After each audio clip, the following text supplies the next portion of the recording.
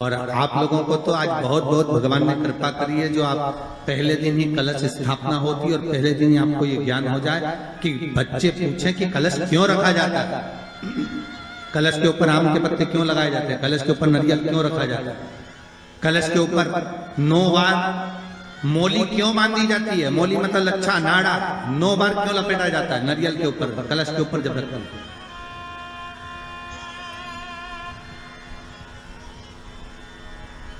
कलश के ऊपर जब जब श्रीफल रखाता है, नारियल रखाता है, तो उस पर 5 बार 7 बार मोली नहीं लपेटी जाएगी, तो 9 ही बार लपेटी जाएगी। 5 या 7 बार लपेटते हैं तो कहते हैं कि लक्ष्मी की छिन्नता होती है, और वो 9 बार लपेटी जाती है तो भरपूर लक्ष्मी का भंडार भरती है। क्यों क्यों कहते हैं उसे?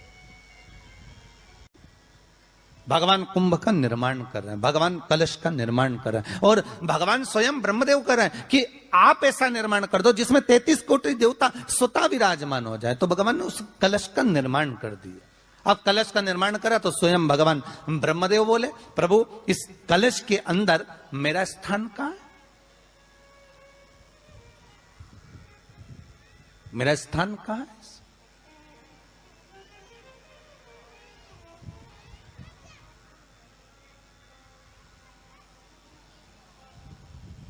बहुत ध्यान देना महाराज, कलश का जो मुख होता है उस मुख पर भगवान विष्णु का स्थान होता है। किसका स्थान है? भगवान विष्णु का। थोड़ा सा नीचे आओगे, जहां से कलश का मुख दबा हुआ होता है, वह जगह भगवान स्वयं शिव की होती है। किसकी जगह है? भगवान शंकर की। कलश का अग्रभाग, नीचे का भाग जहां से फैला हुआ होता है, वहां ब्रह्मा का आधिपत्य स्थापित होता है। फिर कलश का जो नीचे का भाग होता है वो भगवान शिव और शक्ति का स्थान होता है।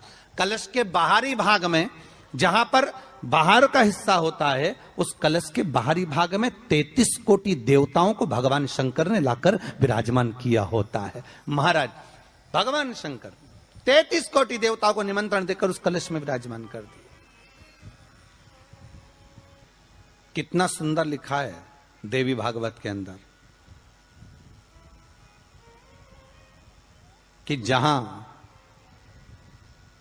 कलश की स्थापना होती है उस जगह पर किसी देवताओं को बुलाने की जरूरत नहीं होती।